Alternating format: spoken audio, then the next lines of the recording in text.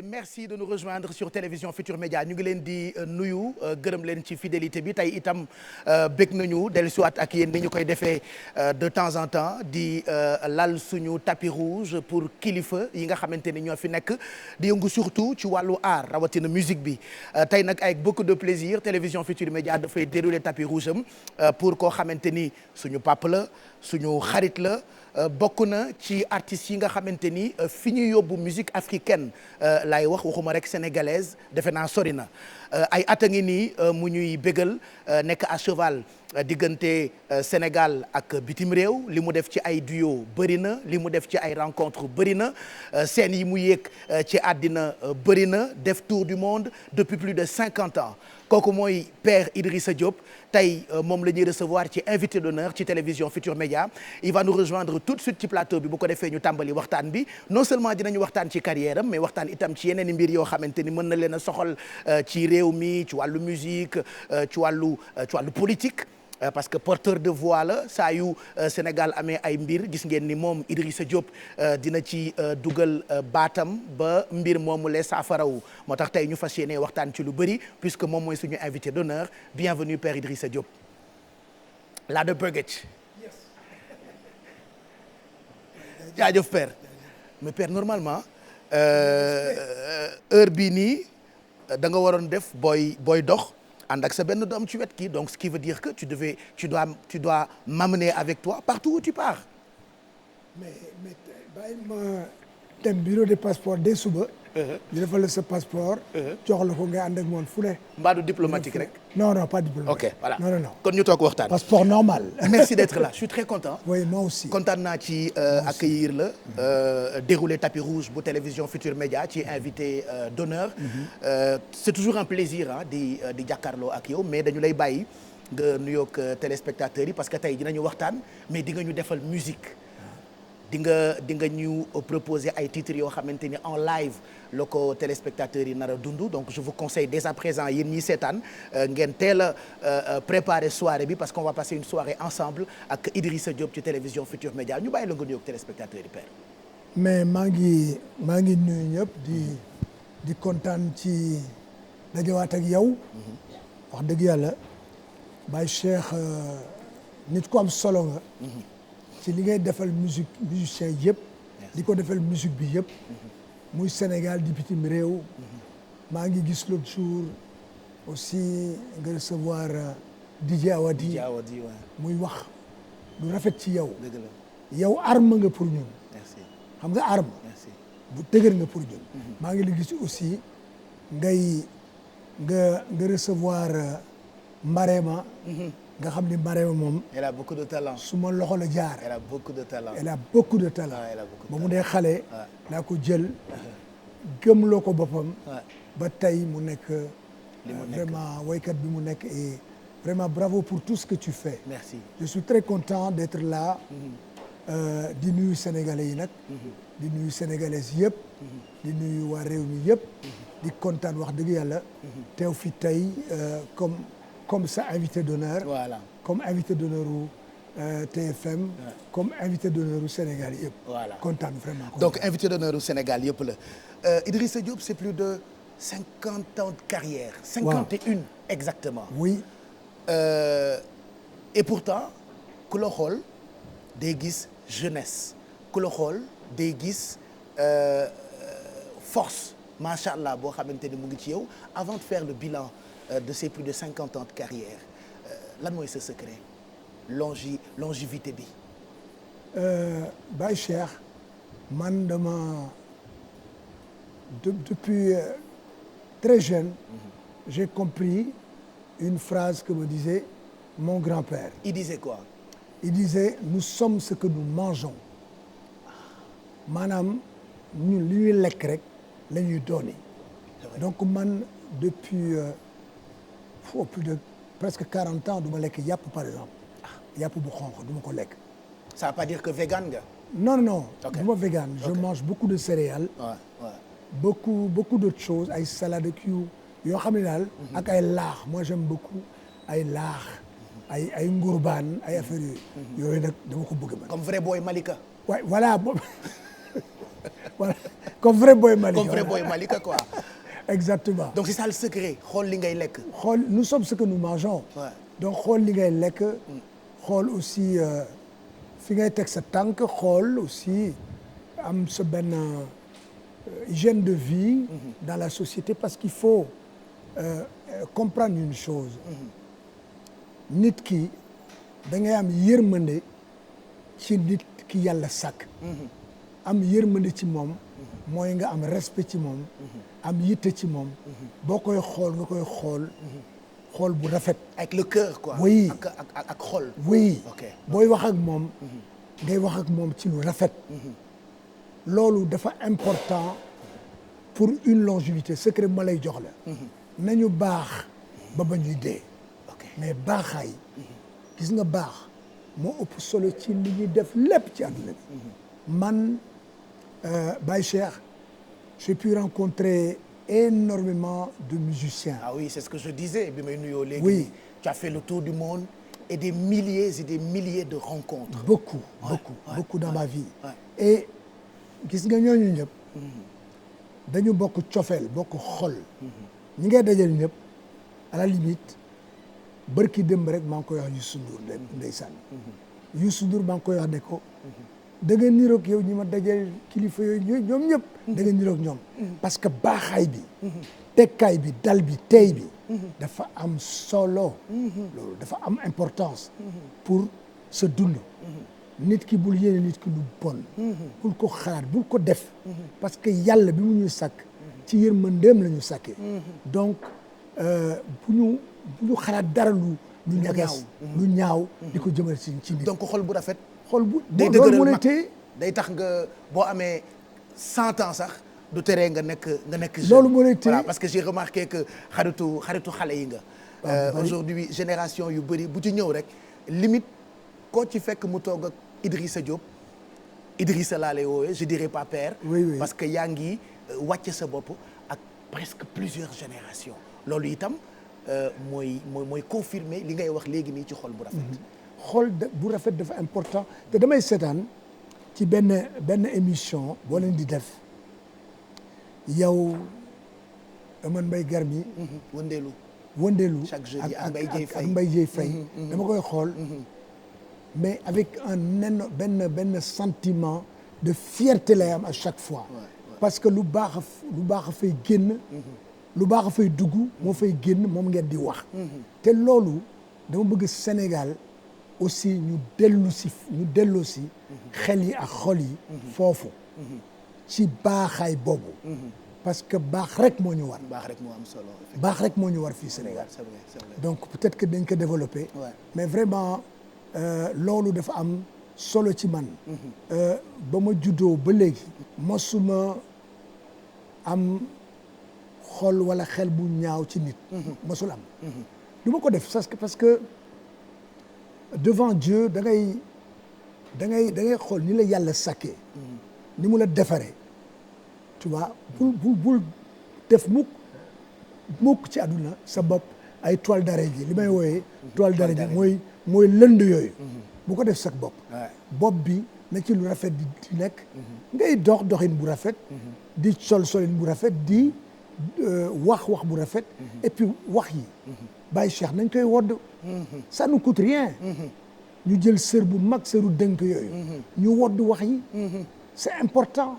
xoolal Sénégal tey. fi mu toll buñ ci waxee. ñëpp dañ naan non dara baaxu fi. alors que. kañ lay baax. alors que am na yu rafet. yu fi nekk. Baye Cheikh. am na lu rafet lu fi nekk. disons-le. am na yu rafet yu fi nekk. am na loo xam ni président Ablaye Wade bi fi nekkoon. kii wuutu ko fi tey muy président Macky Sall. président Ablaye Wade def na fi lu rafet lu ne. président Macky Sall ñëw muy continuité. muy rek lu ñuy taw yi. mu nekk fii di def affaire yu rafet ñun on a été dans les 14 régions. il y a pas longtemps. man ak Abdoulaye Guissé. bi ñu jógee Dakar gii avec nos propres moyens dem dans les 14 régions. ci la ñu gis ne sama waa ji nag président Macky Sall mi ngi liggéey. muy ñaari association. voilà OMART ak Saint-Louis. waaw mooy Saint-Louis ak OMART. on parlera de ça d'ailleurs. gis nga dama xool Sénégal mi ngi yangi mi ngi lamp yaa ngi maanaam métaphore la. affaire yaa ngi lumière yaa ngi tàkk. affaire yaa ngi rafet. dans les plus profonds villages ci village yu au fin fond du Sénégal. Il y a de belles choses quoi. Il y a de très belles choses alors loolu. les belles choses là ces belles choses là. nañ ko waxal encensé ko ne ko nag. lépp mënut a sotti. président am na yoo xam ni baax na mais am na yoo xam ni yembagul baaxagul. mais nañ ko gunge bu baax. mais chaque fois que je reviens de voyage. soit des États-Unis Nouvelle-Calédonie. wala ma dem Australie. Japon Chine ñëwaat. fii je me dis c'est pas possible. ñun bu ñu dee tout le temps naan Sénégal non dara baaxu fi et tout ça mais kañ lay baax. qu'est-ce que je vais dire moi à mes amis là. ñi nga xam ni dañu am yaakaar ci Sénégal dañu sopp Sénégal. ba pare dans la sous-région là. bu soriwul dara des amis que tu connais. ñoom Salif Keita ki ñoom Alpha Blondy ki ñoom Angélique Kidjo ñoom ñëpp sumay xarit yooyu. dañu am benn leadership benn respect. bu ñu jox benn cër bu ñu jox. le président Macky Sall. kooku lu tax duñ ko wax. lu tax duñ ko mën a jàkkaarloog suñu président boobu ne ko lii de am na man je voyage énormément lii laa jëlee ci sama voyage yi. gars yi jox nañ la benn respect bu day nii. loolu fokk ñu mën ko wax. loolu moo fi nekk. mais bu ñëpp naan tout le temps j'entends ça Baye Cheikh. su ma xol day jeex. j'ai l'impression que li ngay wax nii cri de cœur la. oui par rapport ak Sénégal ak situation. oui bi fi am surtout. ci oui période oui parce que lépp mënut a bon. il y a des choses magnifiques dans notre pays. ñooñu laay wax ne leen fexe leen ba dem ci yeneen dëkk yu nga xam ni c'est beaucoup plus hard c'est beaucoup plus dur. Sénégal gii ñu am. nañ ko sàmm. te yàlla na fi jàmm rek sax. amiin amiin yàlla na ñuy wax. te dëggu yàlla rek tax. ñu ne lii baax na. président Macky Sall. lii war nañ ko defaraat. et boo ko waxee. da koy dégg parce que man. am na benn moment ma toog ak moom. barke yonent bi te xam nga ni man. Pape du ma waxantu quoi. da nga dëggu. taluma sax ay waxantu ay yenn ça tout le monde l'a remarqué. voilà dama toog ak président Macky Sall. ma xool ne gis nga président bi il est profondément sénégalais. il aime ce pays là. ma gis président bu dal. ma gis ku tey ku tekk tey ni rek kuy tegle. mooy leen daan wax rek sëñ Touba. keroog ba ko tubaab yee non ngir li mu fonk réew ak diine. ba tax fu mu sekkib jéego teg ñëpp toppali kooku tekk ngir tegle. loolu laa gis man ci président Macky Sall. dafa dal. te dal boobu ma waxtaan ak moom d'ailleurs may nuyu suma ñaari xarit yi ma toogaloon. muy le ministre Aly Ngouille Ndiaye. ak le ministre Omar Youm. mes amis. ñu toog nii di waxtaan ak président nga xam ni kii am na yéene ci Sénégal. maanaam am na déglu quoi. am na dégg bi. ci tekk ak tey boobu. loolu nañ ko waxal. li ci des nag ñu jàppale ko mu liggéey ce Sénégal qui nous appartient à nous tous. loolu rek suma cri de cœur la loolu. c'était important ma wax la ko. surtout yow. waaw y a pas de souci. Voilà. Bon c'est vrai que divertissement moo ñu boole tey. ci guddi gi ci télévision Futur Média mais itam conseil de sage. mënul ñàkk saa yu ma toogee ak Youssou Ndour nii la. su ma toogee ak Souleymane Faye nii la. su ma toogee ak Ismaël Lo nii la. su ma toogee ak ñoom Salif Keita nii la. expérience. mooy indi xam-xam bi nekk ci yéen. ba ngeen mën a toog ci kaw. tiim réew mi. gis lu baax ak lu baaxul. war di mën di lancer ay messages yu am solo yoo xamante ni moi je reste convaincu que sénégalais yi ci seen mën dégg ak ci seen xam nu ñuy déggee dégg nañu conseil de sage bi nga xam ne ni joxe nga ko je pense que tout à l'heure on va revenir parce que bëgg nañu itam sa xalaat ci situation politique bu Sénégal bi li ñuy jàkkaarloo ak yow ci ay émissions bëriwul très rarement nga koy def ndax entre deux avions tour du monde et tout ça mais j'aimerais qu'on raconte un peu cette histoire aux Sénégalais qui nous regardent tey plus de 50 ans de carrière qu'est-ce que ça te fait. waaw plus de 50 ans. gërëm 51 exactement 51 ans waaw. projet bi d'ailleurs mi ngi tudd 50 ans plus 1. 50 ans plus 1 le projet bi tudd. d'accord d'ailleurs mu ciy lëkkaloo ak waa TFM. ak suma xarit Youssou Ndour. parce qu'il a pris le soin de vraiment de parrainer toute cette soirée qui va se dérouler le 15 janvier prochain. Inch'Allah.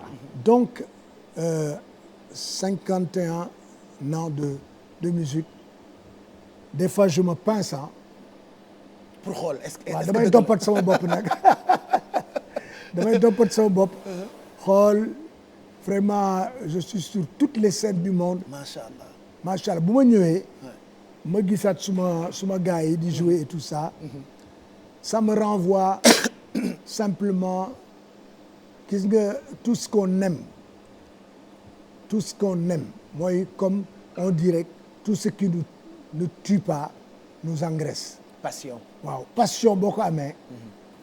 dalay jox dalay gunge tout le temps. man damay jouer des fois 3h30 de concert. 2h30 de concert.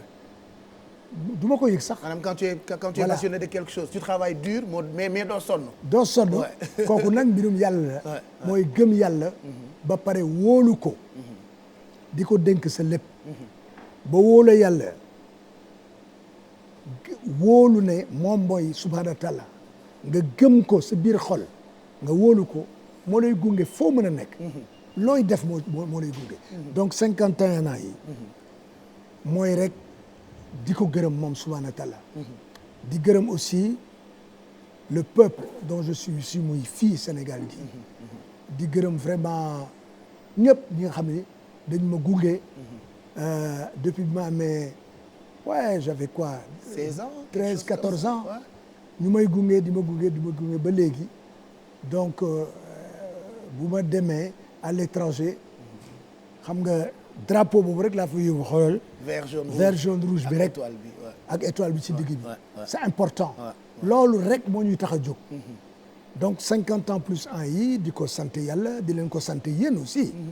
Sénégalais yëpp di vraiment am contentement trop mais comme ni ma la ko waxee ma baamtuwaat ko. des fois nag ma dompat sama bopp tuuti quoi. pour xam ndax c'est un rêve. mais voilà mais pour delluwaat tuuti ci ginnaaw naka la déclic bi ñëwee.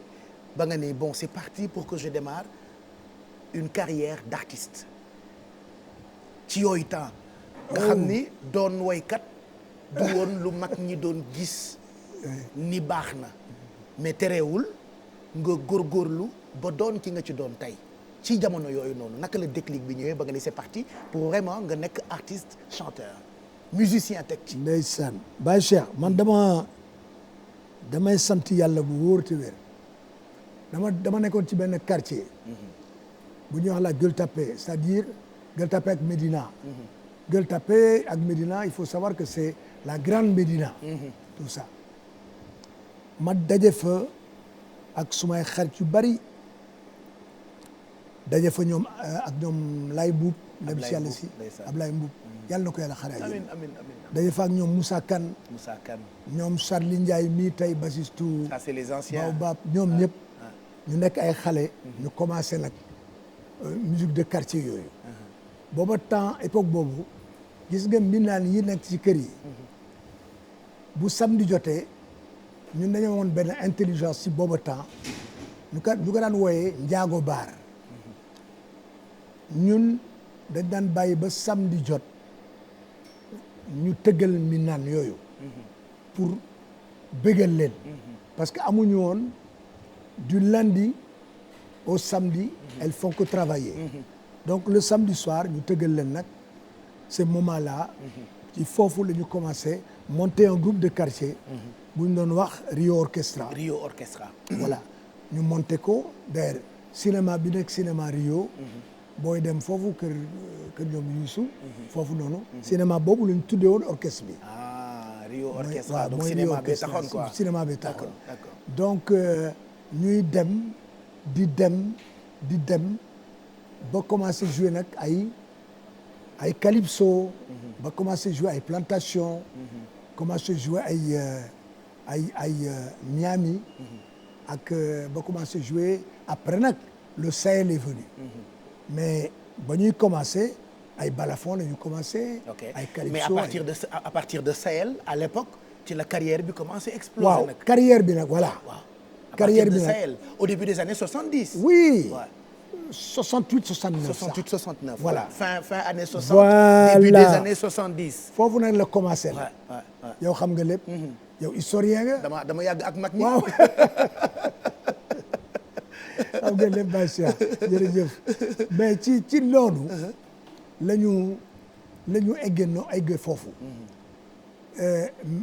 joué Miami plantation club yëpp à l'époque fekkoon fii maa ngi gis ngay rendre hommage aussi un grand bonhomme Laba Sossé la dernière fois ma lay seetaan c'est magnifique ma fekk ñoom Laba Sossé ñoom orchestre Baobab sama xarit yu bari daal ñëw dem ci club yooyu ba nag Alaaji Ndiouga Kébé Babacar Kébé ñëw nag monter le grand orchestre du Sahel jël dem si yàlla si Cheikh Tidiane Tall yàlla na ko yàlla xare àjjana avec qui nga voyagé ndool lu bëri sax oui lu bëri def nag moom lu bëri yàlla na ma ko yàlla yërëm amiin waay amiin waay amiin waay donc ak ñoom Djigui Diabaté ñoom Willy Sakho ñoom Thierno Kouaté tey ak ñoom Assane Ndoye il y avait beaucoup d'amis beaucoup ñoom Jean Ndiaye Emmanuel Bata ñu bëri vraiment su ma la déggee ngay wax maa ngi sentir sentiment de nostalgie bi nekk ci yow ndeysaan waaw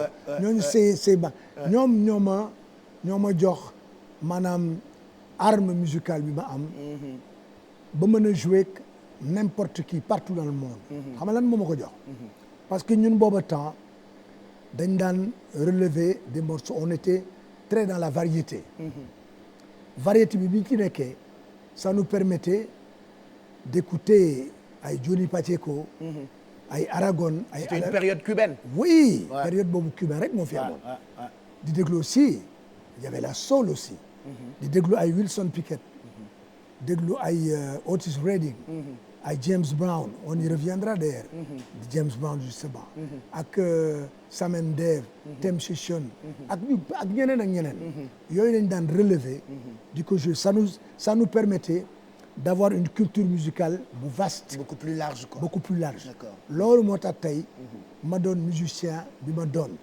di gërëm di sant vraiment Alaaji Babacar Kébé di Ndiouga Kébé yàlla dañu ko yàlla xaral àjjana parce qu'il a fait de nous tout est parti de lui quoi tout est parti de lui il a fait de nous ce que nous sommes aujourd'hui yóbbu nañu fu sori defal nañu lu bari wax dëgg yàlla góor googu mënuma toog ci benn télé te du ma wax je lui rendrai hommage bientôt ci télévision Futur Média d'ailleurs absolument kooku moom rek laa xam kooku moom ma daan woy njóobeen ma ñëw mu ne ma loo bëgg ma ne ko gars yi amuñu tey argent de poche ak yooyu mu jël xaalis bu bëri dama njóobeen teel demal jox ko gaañi man rek maa amoon loolu ci moom mais après li ci exceptionnel mooy bi Sahel taxawee ba ngeen commencé def seen ay spectacle commencé def seen ay soirée Sénégal commencé du leen découvrir à l'époque de benn télé fii Sénégal télévision nationale mais yow cundum daanaka yaa seppeeku ci bande bi yëpp am possibilité di dem bitim réew ba à un moment donné ñun fii Sénégal dañ la doon dégg rek nga basé wu lu ci ëpp bitim réew quelle a été naka la possibilité yooyu noonu amee ba ci période boobu nga nekk un jeune artiste mais am ay connexion de par le monde de pouvoir voyager et de même s'installer là-bas et faire les plus grandes scènes du monde ci yooyu temps mais ci yooyu temps c'était tellement délicat de voyager parce que boobu temps suma yaay bëgguloon ma dem. il y avait pas internet par exemple. voilà mais suma yaay bëgguloon ma dem. elle voulait pas que je bouge mu ne ma déedéet ay Europe ak ay yooyu doo dem parce que boobu temps on avait relativement salaire bu dëgër la ñu amoon. ak Alaaji Ndiouga Kébé. di ko partager ak suñu famille. manqué wu ñu woon dara. époque boobu. mais il y a une copine qui s'appelait Kathleen mu gis ma biir Sahel may jouer di way ak yooyu mu xool ne ma yow boo demee Europe di nga am rencontre yu bari yoo fa def donc c'est elle qui est venue qui m'a fait croire à ça parce que booba époque recevoir nañ fi époque boobu en 74 fii recevoir naa fi man Jackson 5 en 74 recevoir naa fi Jackson 5 quand Michael Jackson venait au Sénégal waaw yal na ko yàlla xare àjjana recevoir naa fi James Brown fii yal na ko yàlla xare àjjana aussi recevoir naa fi Manu Dibango yal na ko yàlla xare àjjana amiin ak ñeneen booba temps il y avait une émulation dafa amoon benn retentissement culturel bu amoon ci réew mi fii boo xam ne temps boobu nag laa bëgg ñu indiwaat ko fii pourquoi amatul parce que l'autre jour dama la dégg man damay relater histoire rek ma dégg la ak suma xarit bi DJ Awadi amuñu benn festival fii bu mag mini festival sax amuñu ko alors que dans les temps il y avait énormément d'artistes et d'acteurs culturels qui venaient ici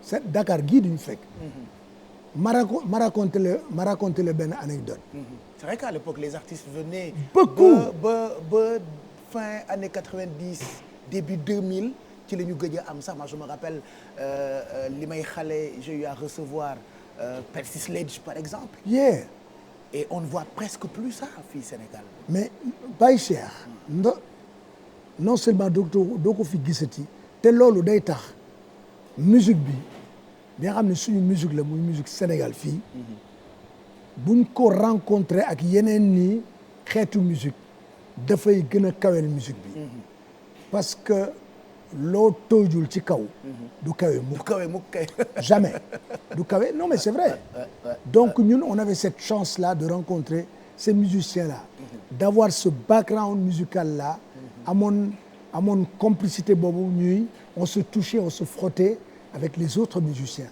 loolu moo tax ñu doon ce que nous sommes aujourd'hui après nga d'accord pour dem après nag ma d'accord sama ndaw soosu jëlal ma billet d'avion ma wàcc Paris comme quoi elle s'était pas trompée dama wàcc Paris rek commencé jouer ak ñoomin j'ai joué avec Bernard Lavilliers ñoomin Jacques Julin joué ak ñoom ñu bari ñoom Claude Nougaro ñëpp gis ma de bouche à oreille ñëpp naan am na benn africain benn jinne laa bu nekk fii bu ñëw buy jouer il chante comme c'est pas possible il joue les percussions comme c'est pas possible ma commencé nag connexion bi commencé di nekk ma commencé jouer avec voilà ba ñi ma ñoom Salif Keita fekkee foofu ci la tubaab bi commencé créer lii ñu tuddee world music absolument à partir de cette période là à cause ou grâce à vous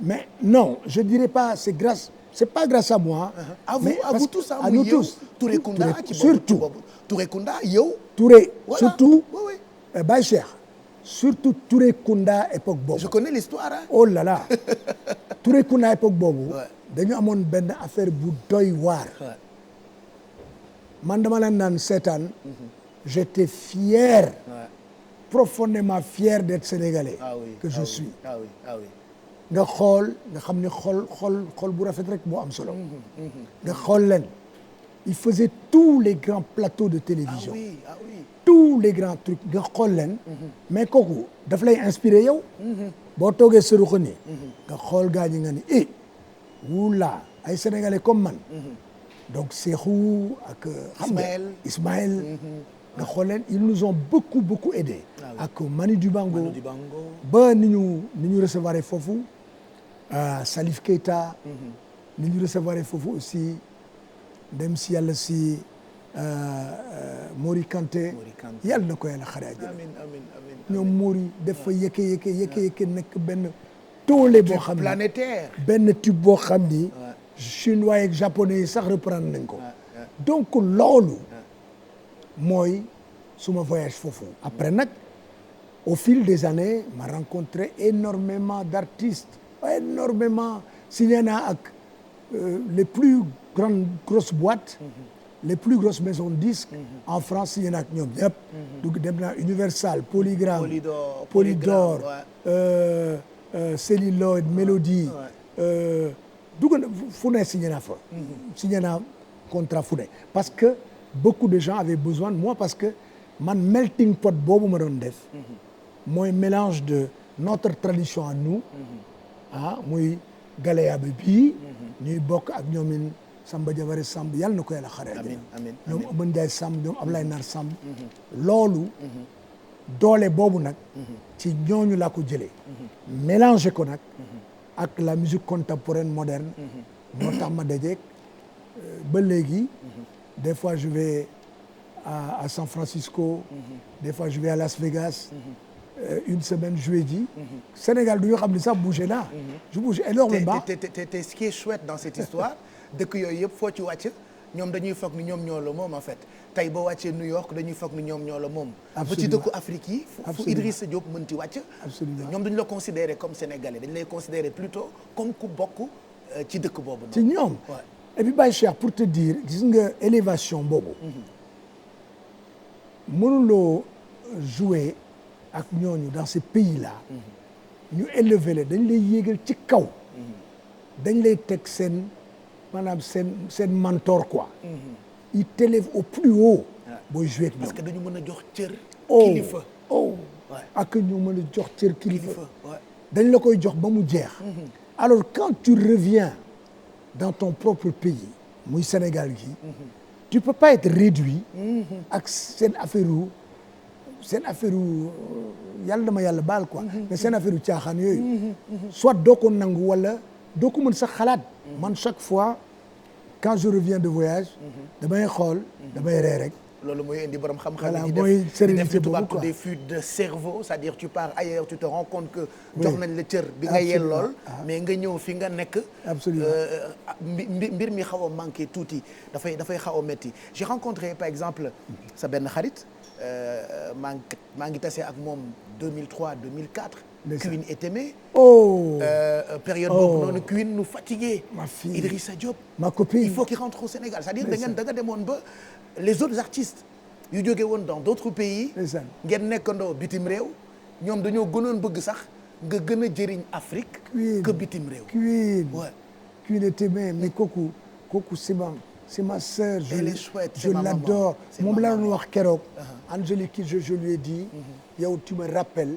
Queen et Aimé mu ne ma yaa kooku je suis fan d'elle c'est l'une des plus grandes voix l'une des plus grandes voix africaines su ma xarit la woon te ñooñu boo dajeek ñooñu sincèrement nga def ak li nga def yëpp Baye Cheikh tu peux pas ma baamtuwaat ko revenir dans ton propre pays que nous aimons que nous portons wax naa la vert jaune rouge bi ak étoile boobu nekk ci digg bi nga ñëw ñu lay réduire ci affaire u yenn caaxaan yeeg yooyu doo ko nangu c'est-à-dire mënoo doon kooku man duma doo kooku waaw duma ñooñu quoi donc loolu il faut gars yi aussi accepter ko ñu nangu ko parce que yàlla ku mu tëggal làmb jël gàddaay na la loolu dafa important mi ngi mel ni Youssou Ndour tey mënuloo ko tëkkaleeg kenn bu ñuy wax dëgg rek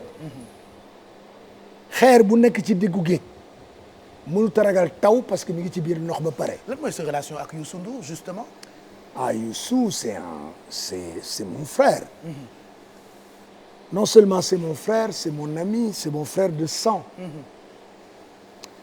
dañu am association yooyu nga tudd sànq. Saïwi ak Omart dañu amoon benn quiproquo culturel dans ce pays-là. ñu wax ak ministre de la culture dégguñu parce qu'on a un ministre de la culture bu nga xam ni il n'entend pas les vrais acteurs culturels du leen dégg xam nga te ñun boo ñu déggul dañuy dem rek wax li ñu xam li nga xam ne moom la ñu xalaat. ngeen passé vitesse supérieure. voilà ñu dem nag. wax ak Youssou Ndour mu am benn malentendu bu ndaw bu ci amoon entre ñun waa Saïwi ak Omart ak Youssou mais regarde la grandeur de la personne grandeur Youssou il nous a reçus 3 ou 4 fois ñu waxtaan et puis man dama bëgg parce que bu yàggul y a eu beaucoup de polémiques. oui ci sa diggante ak Youssou Ndour. oui polémique oui bu bëri lool. mais ak Lamine dëgg la de.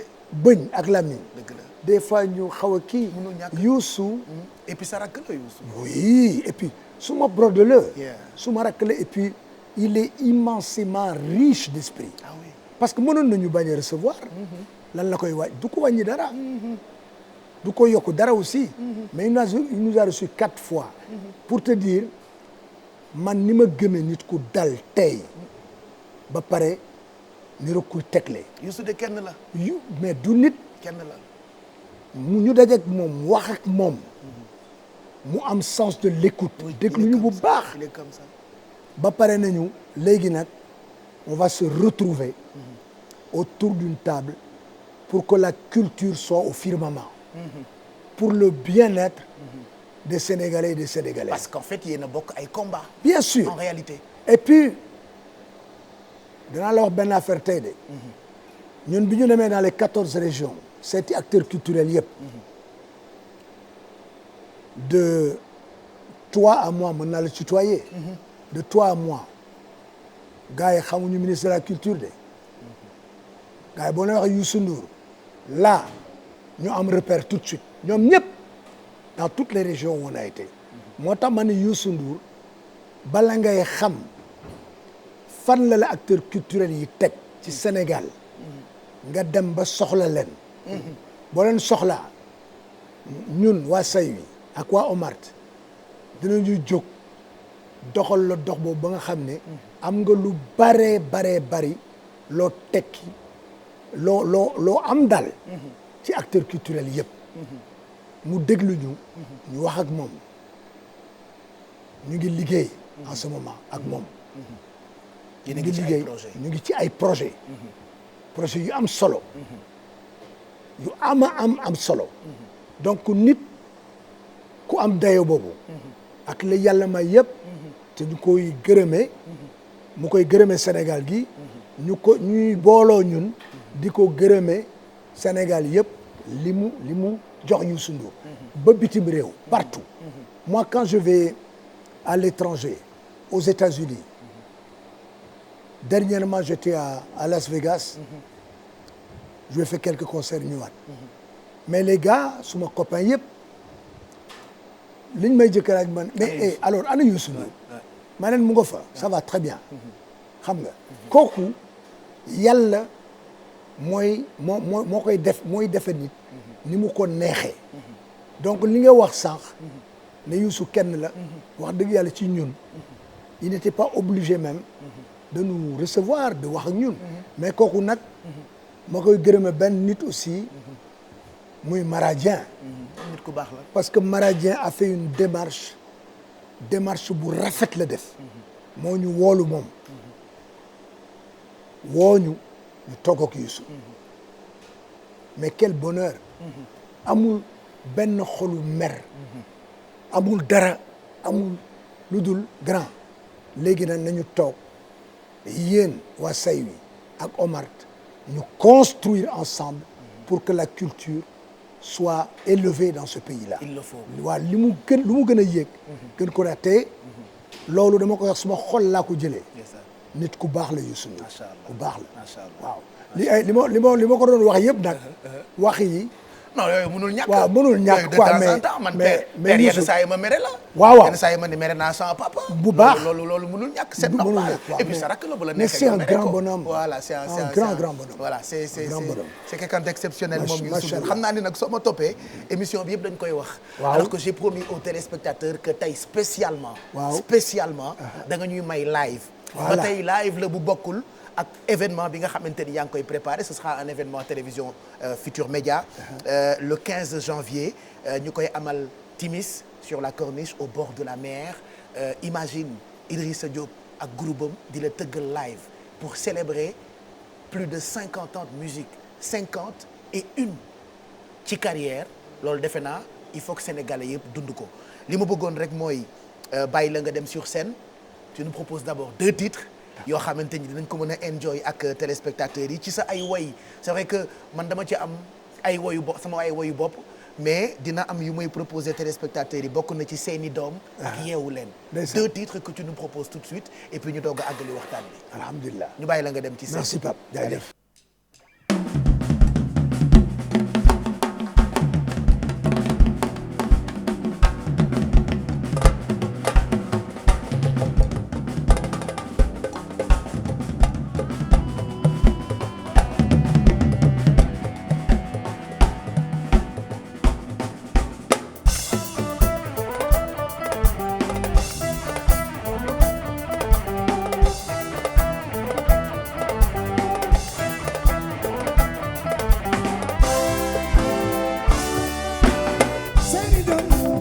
seeni doom dañu aw ci yéen rek te moomu loo leen seeni doom du seeni doom dañu aw ci yéen rek te moomu loo leen mu ngeen leen a bëgg wante bu leen tëj seeni xel yi am nañu seeni xelu bopp mu ngeen leen a bëgg wante bu leen tëj seeni xel yi am nañu seeni xelu bopp man ngeen a uuf seeni yaram wante ñoom seeni nasu kër suba leen moo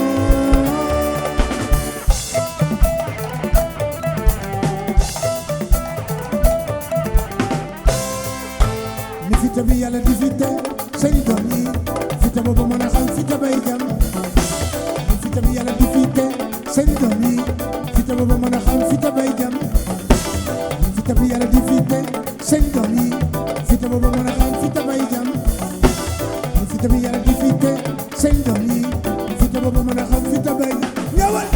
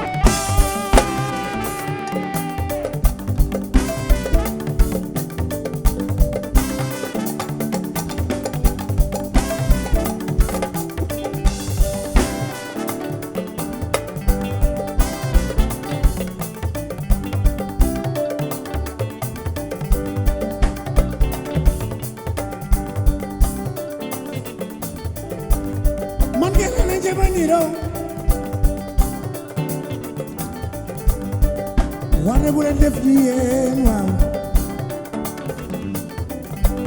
ndax dund du dellu ginnaaw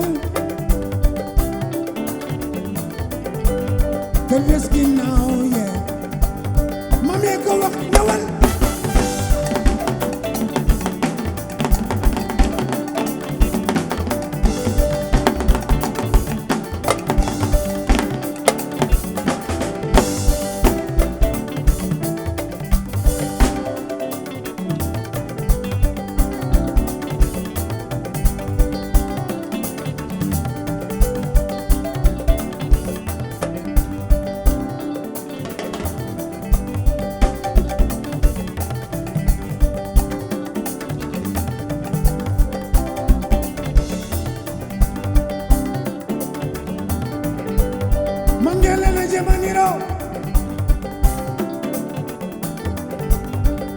wane bu leen def di yéen baby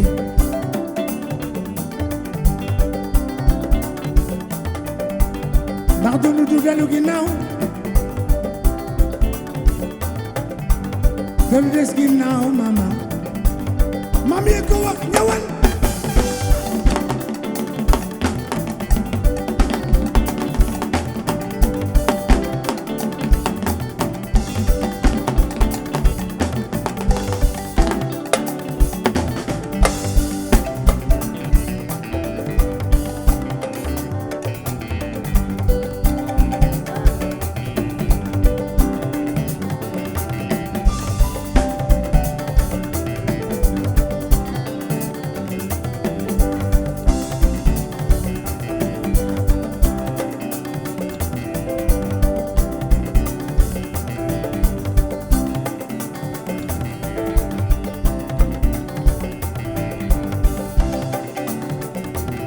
fita bi yàlla di fite say doom yi fita ba mën a xam fita bay jam ñëwal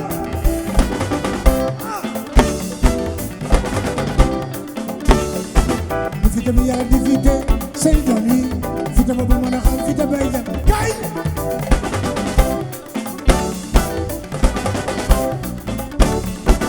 fita bi yàlla di fite say doom yi fita ba mën a xam fita bay jam ñëwal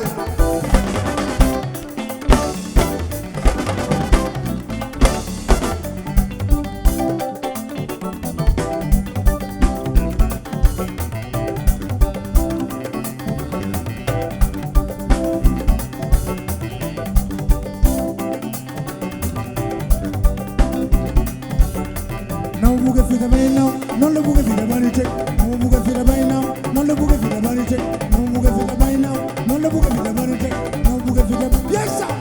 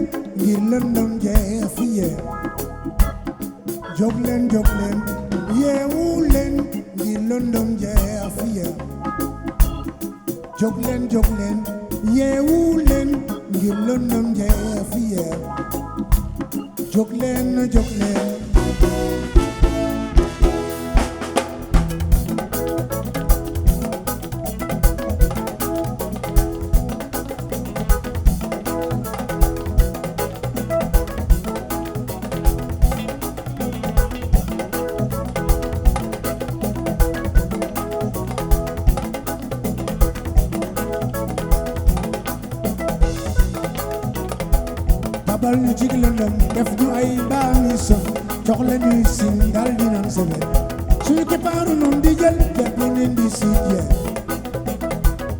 bal ñu ci lëndëm def ñu ay baami sof jox la ñuy sin dal di naan sebe suñu keppaaru noonu di jël jàpp leen di siit yee mu ne fax di ñaax mu ne fax di ñaax te sit wa mu tuur ko mu ñu newle newle noon di ñu siis ñu ñu omle omle ma ngay fii di siis ñu newle newle noon di ñu siis ñu ñu omle omle ma ngay fii di siis bokku leen ngir mu neex Sénégal neex fii juboo leen ngir mu leer lëndëm jeex fii yeewu leen ngir lëndëm jeex fii jóg leen yeewu leen ngir lëndëm jeex fii jóg leen yeewu leen ngir lëndëm jeex fii jóg leen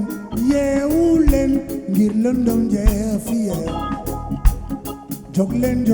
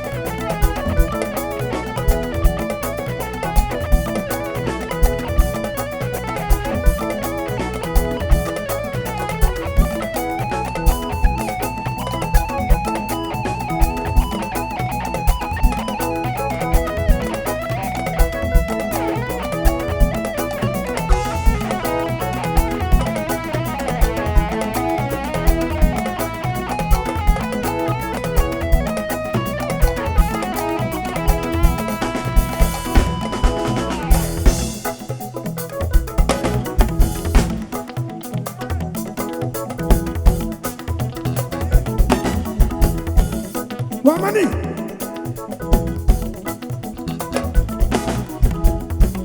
kële mooy Amady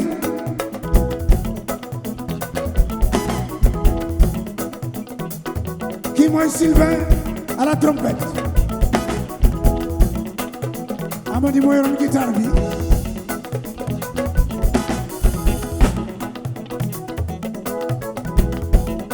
Milda moo yor trompette bi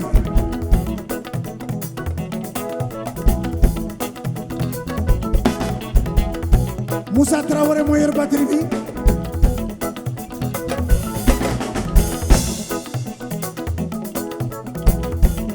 Dembel à la basse Dembel au clavier Jean Mermoz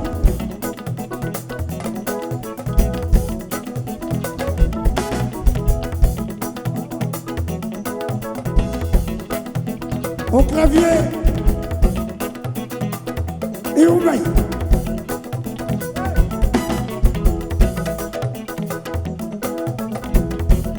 waa léegi nag ma ñëw léegi dañ leen di may benn affaire bu spécial tuuti ndax buñ ne Sénégal ne sabar ne cool ne mbëng-mbëng ne lamb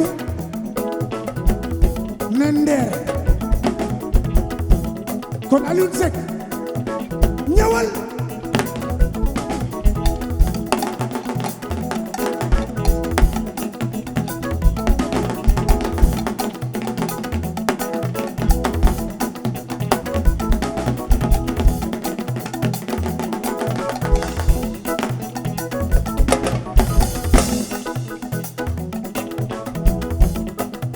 ma ne vive le Sénégal jaa ngeen jëf gaañ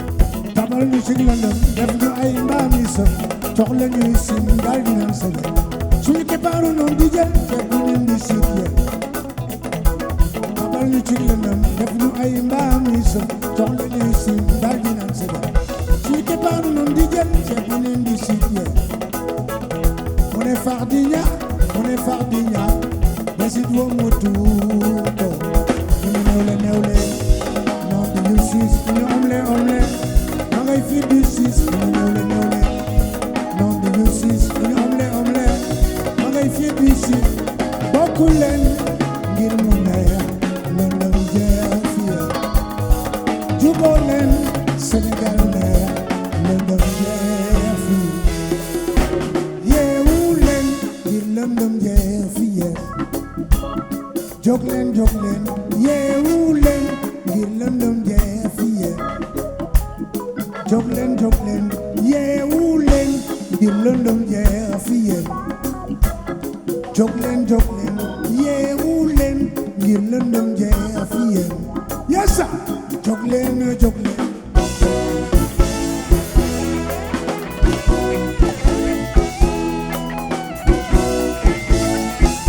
yesa merci beaucoup bravo donc boobu mooy yeewu leen ñu tàmbali spectacle bi ak seeni doom 2 titres que tu nous as proposé mais père ba tey da nga mën scène. waaw mais scène nag suma ADN la bokk. mais le fait de chanter et de jouer loolu yombul. waaw suma ADN la bokk mais man j'ai tout le temps joué hein ay timbales wala conga. surtout ay djembé j'ai toujours joué en chantant. ou chanter en jouant. mais je veux dire après plus de 50 ans de carrière mënoon nga ni ok maintenant j'ai assez joué je ne fais que chanter parce que way rek dafa metti sur scène. mais là on t'a vu avec les 2 titres chanter jouer plus les autres chansons qui vont arriver loolu c'est une force boo xamante ni mu ngi ci yow. waaw mais comme ni ma la ko waxee au début rek mooy il faut avoir une hygiène de vie. il faut avoir une sérénité d'esprit aussi. pour mën a jouer parce que la musique si tu lâches un instrument cet instrument-là aussi da lay bàyyi. comme c'est une chaîne. voilà da ngay mën a jox cër. instrument bi delloo la ko aussi. c'est ça. loolu rek la. on va parler de quelques-unes de tes rencontres oui rencontre nag bi gën a marqué sénégalais yi mooy sa rencontre ak Carlos Santana qui est devenu ton ami. Oui. Aujourd'hui amul benn interview booy def te turu Carlos Santana waxuma sax James Brown mais te turu Carlos Santana du génn ci sa ay rencontres yoo xamante ni def nga ko donte tu as rencontré presque toutes les grandes stars tous les grands chanteurs du monde mais Carlos Santana dafa am particularité wala relation particulière boo xamee ni am nga ko ak moom. loolu question bu ma neex la Baye Cheikh. xam nga lu tax parce que bi ma rencontré man Carlos Santana dama gis ci moom cette africanité là. Il est profondément africain moom. xam nga il est mexicain. d'origine mexicain. mais inca la quoi. moom ci maya yi la jógee. les incas et les mayas là. foofu la jógee foofu la askano en fait. et chez les incas et les mayas il y a des africains. il y a des gens yoo xam ni ils ont la même couleur que moi. am nañu sax africanité dans le bu baax. donc loolu Carlos Santana daf ko yàgg a denc ci moom. fan ngeen rencontré woo. ci benn album bu ñuy wax yaakaar. ma bindoon justement ma produire album boobu jox ko waa Universal. booba temps à Universal ñun je crois ñaar ou ñetti Sénégalais rek fa nekkoon. muy man ak Ismaël Lo. c'était ci biir Universal. il y avait benn label bu ñuy wax Remarque. moom fa lañ nekkoon. man ak Ismaël Lo. donc ma def album boobu ak ñoom. album bi dem nag ba dugg ci nopp Carlos Santana. suma benn copain jël ko yóbbul ko. suma copain boobu mën naa wax turam tey. mooy Doudou Doucouré yal na ko yàlla xare àjjana. amiin amiin très grand bonhomme. Doudou Doucouré donc jël album bi à Paris yóbbul ko Carlos Santana déglu ko def ko son disque de chevet. c'est-à-dire disque bi rencontré gu may Carlos de. saa yuy tëgg moom lay def en première partie moom lay jëkk a déglu album bi yëpp. ba pare ne la xamanteegu leen sax quoi. xamanteegu yow ngay dégg Carlos Santana. voilà tamit muy dégg Idrissa Diop. grave. mu déglu disque bi. yóbbu ko fépp.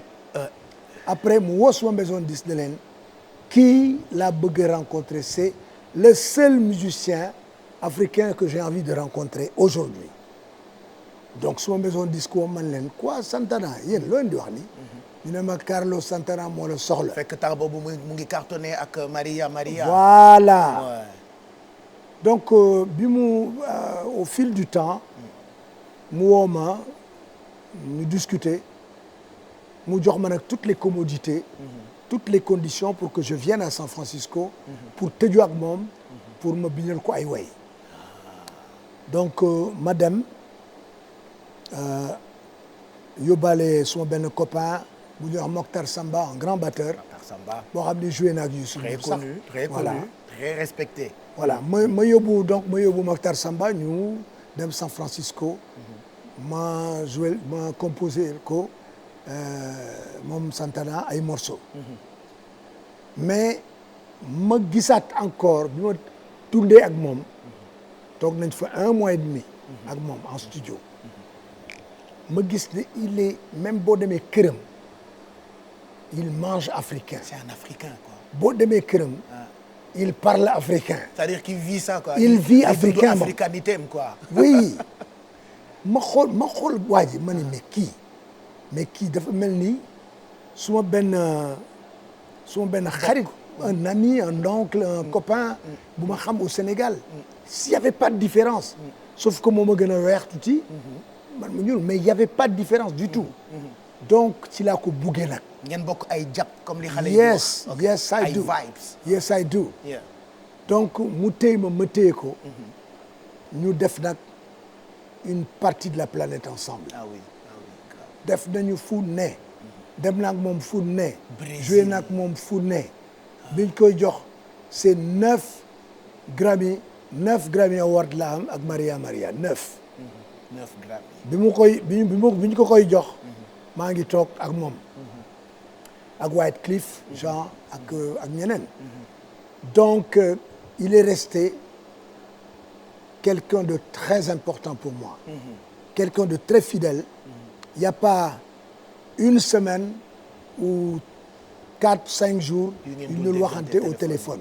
il me demande d'ailleurs encore il faut que tu viennes parce que ci tour bi ñu daan jouer dama ci amoon benn tour de chant boo xam ne je jouais 6 morceaux dans le show mi ngi ko tuddee Dream for Africa. Dream for Africa. Yeah. Le rêve pour l'Afrique. pour te dire suma passage boobu Dream for Africa la ko tuddee woon. donc mu ne ma il faut nga ñëw comme il joue à Las Vegas moo remplacé Céline Dion. ci salle bi Céline Dion doon jouer. moom César Palace. voilà moom Carlos moo ko fa remplacé César Palace justement. pour pas faire de pub ak yooyu. c'est pas grave. voilà donc mu ne ma il faut que nga revenir. pour ñu defaat ce Dream for Africa. ma ne ko mënatuma ñëw. mënatuma jóge Sénégal léegi. tu as des engagements ici. voilà des engagements responsabilités yi moo gën a. voilà ma ne ko et puis xale yi. la jeune génération là foog ma tette leen aussi. accompagner leen c'est comme. les musiciens avec qui je joue. foog ma am expérience bu ma leen jox ak yooyu ba ñu mandi ci loolu. après nag peut-être ma voyagé waat. à part Carlos Santana yan rencontre de par le monde ñoo la marqué. yi ma marqué mooy Quincy Jones. marqué na ma trop. Quincy le producteur de Michael Jackson. et marqué na ma lool. pourquoi. parce que ñooñu dañu am benn xoolin bu ñu lay xoolee. benn nuyoo bu ñu lay nuyoo. benn waxin bu ñu lay waxee. ça ne ressemble à aucun dafa doy waar li ma lay jox cër artiste. voilà dañu am xol bu laab. xol bu rafet. xoolal Quincy ak dayo bi mu am. mais bu ñuy wax day mel ni ñu ngi toog maak comme maak yow nii. ni ñuy waxee. on se raconte plein d'histoires daf may raconter puis bi ñoom Ron Carter ñëwee fii. dem di ko nettali aux États-Unis parce qu'il y avait beaucoup d'Américains qui venaient ici. qui repartaient di ko nettali. mu ne ma raconte-moi une bonne partie de mes ancêtres moom. il dit mes ancêtres. parce que xam nañ ne. on les appelle les Afro-Américains. c'est pas le hasard. donc tekk ak tey boobu. man dama ko gëm ci nit. dafa am loolu. Quincy il m'a beaucoup marqué de par sa sagesse, de par sa noblesse, de par son gentleman agreement. ak sa façon daal d'être. ma ne ko nag nettali mooy. bi ngeen demee studio ak Michael Jackson comment ça s'est passé mu nettali ma lépp. ma kontaan. rencontre beneen aussi mooy bi ma rencontré Desmond Tutu.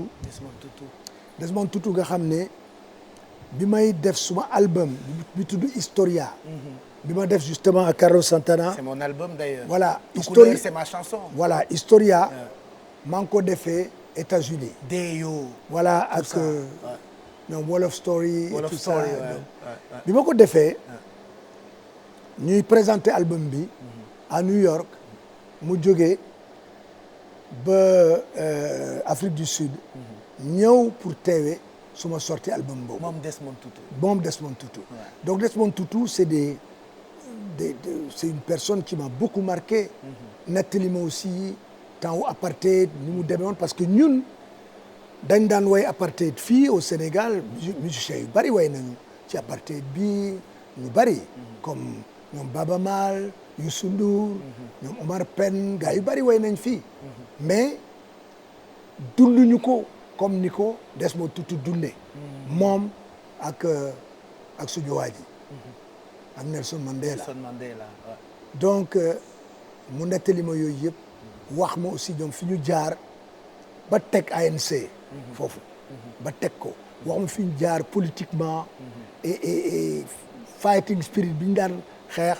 ba ni Nelson Mandela. moo tax dogguma la foofu souvent tubaab yi bu ñu lay présenter y a toujours cette phrase Idrissa Diop chante apartheid bu ñuy def sa discographie wala bu ñuy def sa présentation ça j'ai remarqué dans presque beaucoup d'entretiens yoo xamante ne ay tubaab def nañu ko wala di wax ci sa carrière baatu apartheid bi dafay génn toujours parce que apartheid daf ma yàgg marqué man dans les années 70 bi may wax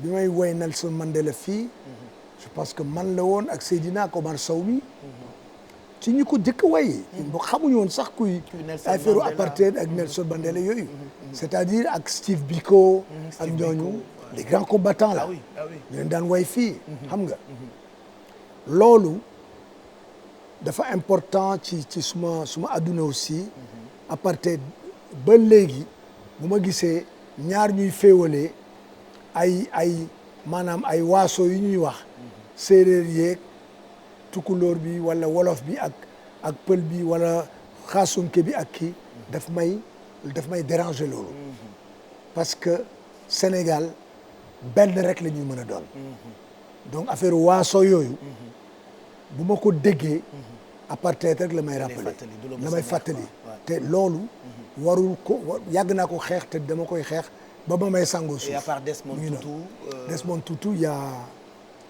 les gens qui m'ont marqué Wyclef Jean il m'a beaucoup marqué il y a qui m'a marqué il y a un gars qui s'appelle gars yi xamuñu ko mais qui s'appelle Narada Michael Walden. Je connais pas. Lui c'est le producteur de Aretha Franklin. Yàlla na ko yàlla xare àjjana. Amiin. C'est le producteur de Whitney Houston. Yàlla na ko yàlla xare àjjana. ak ñooñu rek laa la mën a wax nii boo waxee Whitney Houston wax Aretha Franklin doy na kooku moo doon seen producteur ñoom ñaar ñooñu kooku Narada c'est dafa amoon benn studio à San Francisco bu ñuy woowee Tarpan studio moom moo ko moom donc bi ma duggee Tarpan gis fa disque d'or yu dul jeex ci studio bi disque d'or diw bu ma ñëwee nag ba disque d'or Aretha Franklin ba disque d'or Whitney Houston ma ni ko mais c'est mu ne ma ñii bu ñu leen xamee tey ci Amérique c'est grâce à man Narada Michael Walden un très grand bonhomme que j'aime beaucoup ak que je voilà et puis ñoom dañuy dund musique quoi bu baax on s'aime à 100% quoi bien sûr am d'enfant bi dama ko seetlu ci Ismaël Lo ma limaat leen encore seetlu ko ci yow seetlu ko ci Youssou Ndour comme quoi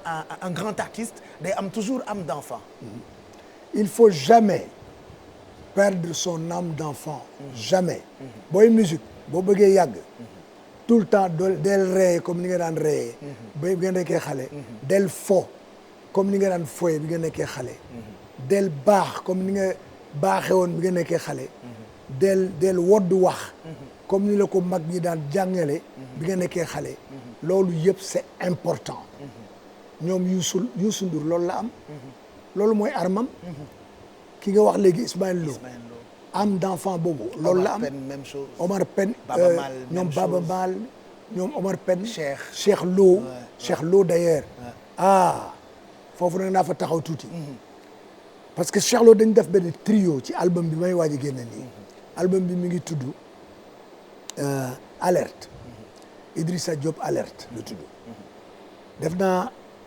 benn duo ak Viviane Chedid duo bu doy waar la ñu def maag Viviane suma sœur boobu ma kaa nuyu di ko gërëm di rafetlu liggéeyam bu baax a baax ñu def nag benn trio man Cheikh Lo ak Mbaye Dieye Faye trio boobu doy na waar trop ci album bi waaj a génn Alerte waaw mi ngi waaj a génn le 15 lay génn parce que le 15 lu tax jour boobu di journée bu spéciale Baye Cheikh mooy day am un sommet culturel sur le climat ak beaucoup d'invités day am la sortie d'un livre bu Abdoulaye Guissé bind ci man qui s'appelle Idrissa Diop le mythe de la musique sénégalaise. On va en parler.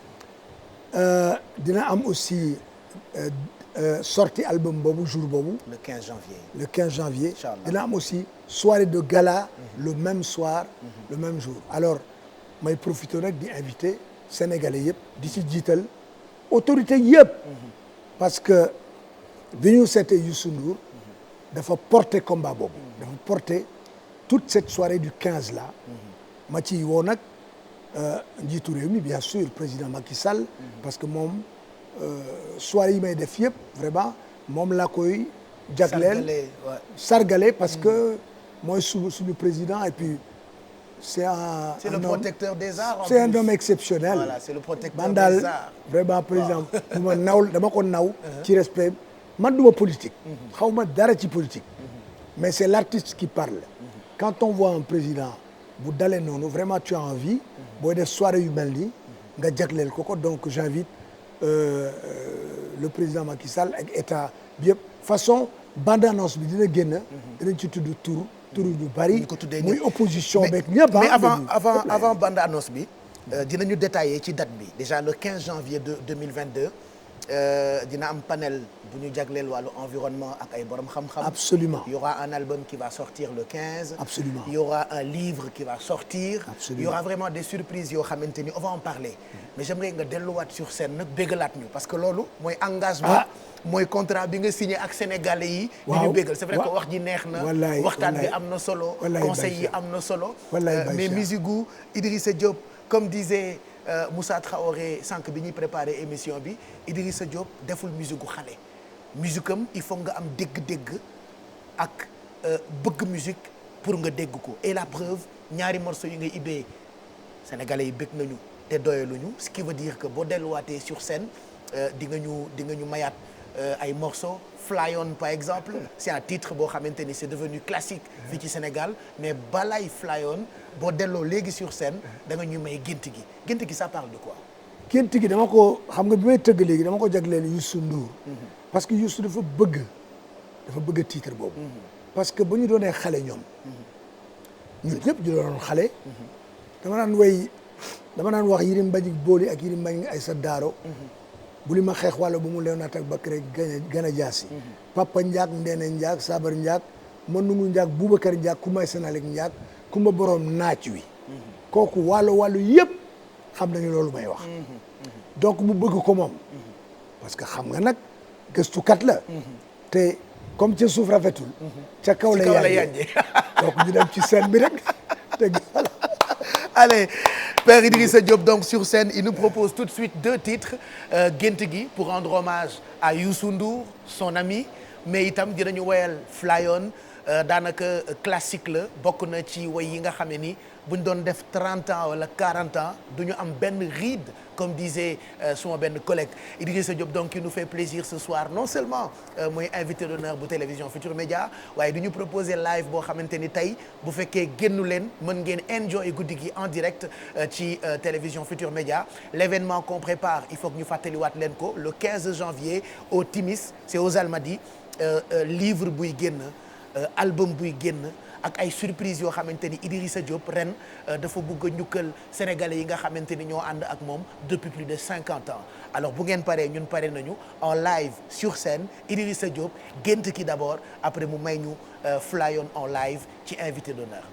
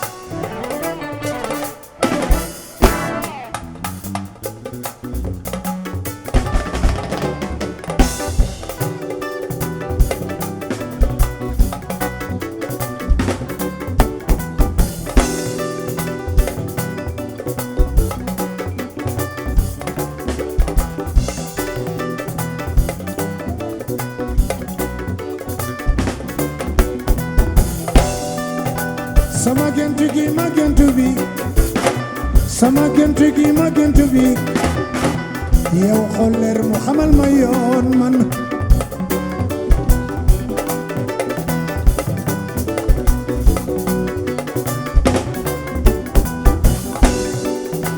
sama gént gi ma géntu bi sama gént gi ma gént bi yow xool leer mu xamal ma yoon man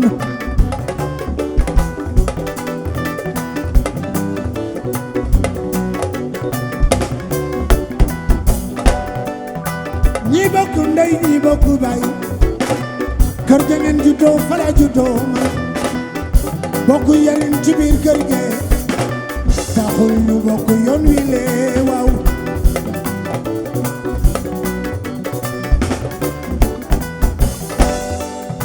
sama gént gi ma gént bi sama gént gi ma gént bi yow xool leer mu xamal ma yoon man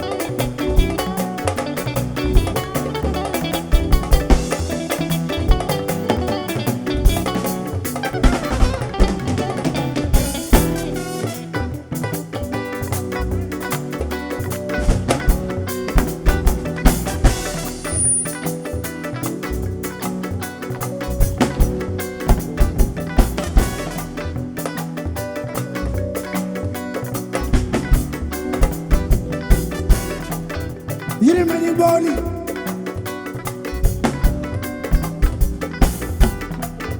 ak yirimani sa daaro mangone booli mo njaguli ma xeex waalo ba mu lew ne tak ba kere gën a jaasiye Papa Njaag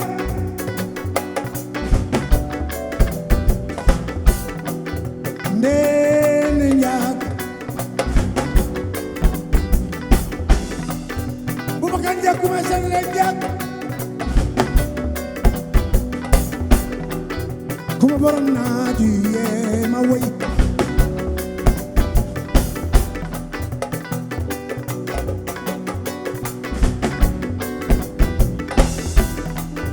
la doore sama maam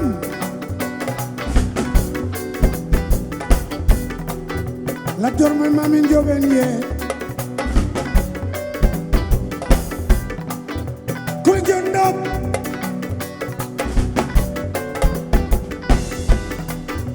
fal fatim ngay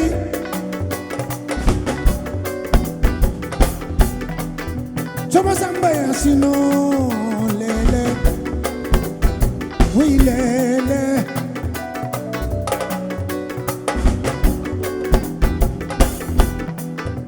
yeah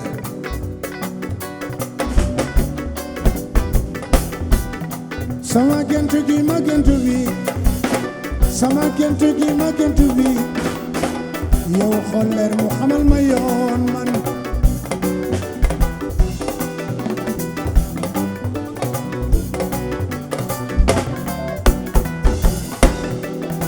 ñi bokk ndey ñi bokk baay kër ga ngeen juddoo fala juddoo bokk yarin ci biir kër ge taxul ñu bokk yoon wi lee waaw way lee ma wax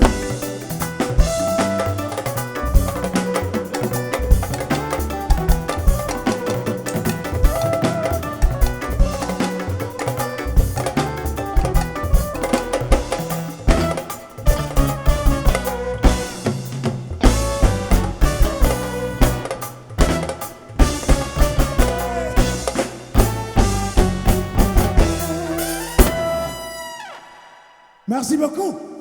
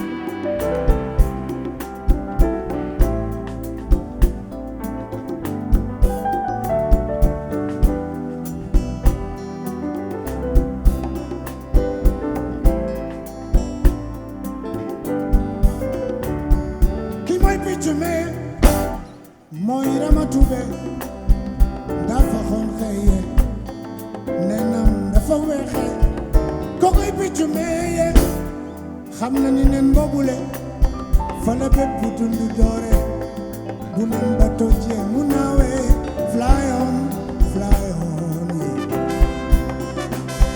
So long fly on yeah. So long nanan bi yéen dafa mel ni picc bu rafetoo bu amee la fi yanjee bu naawee yoo nga ni bi picc rafet wane bu tegee ca suuf ñu bëgg ko sànne ngir ca suuf rafetul ca kaw la yem fly on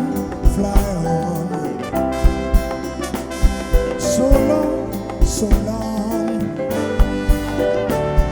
fly on yeah. so long picc bi bu naawee dem na ni tàggam lu naaw wasamaan si tinko yee loo njol asamaan si tinko nañu bàyyi nature bi ni ko Yàlla sàkke fly on yeah. so long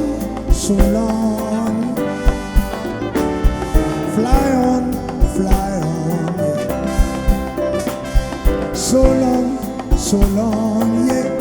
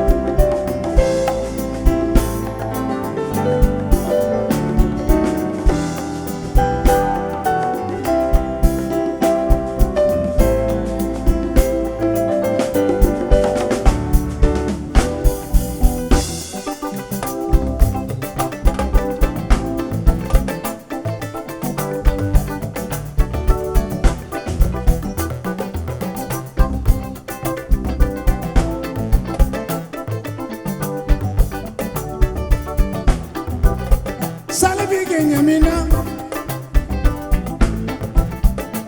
Borso Njaay Wele Borso Njaay yoo lele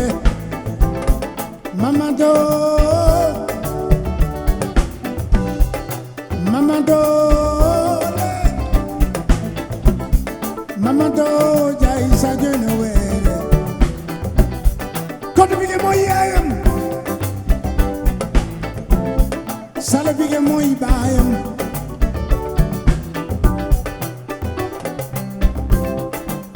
So long, so long. Fly on, yeah. So long, so long. Fly on, yeah. So long, so long. Fly on, yeah. So long, so long. Fly on, yeah. So long, so long.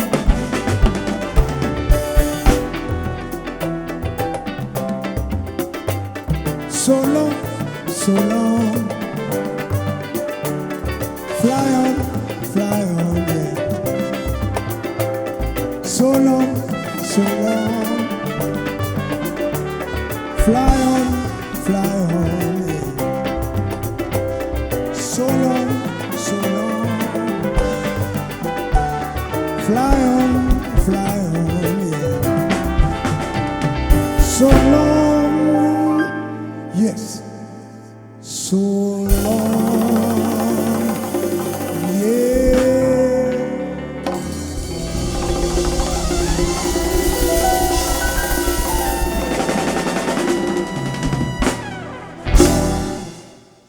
Merci beaucoup.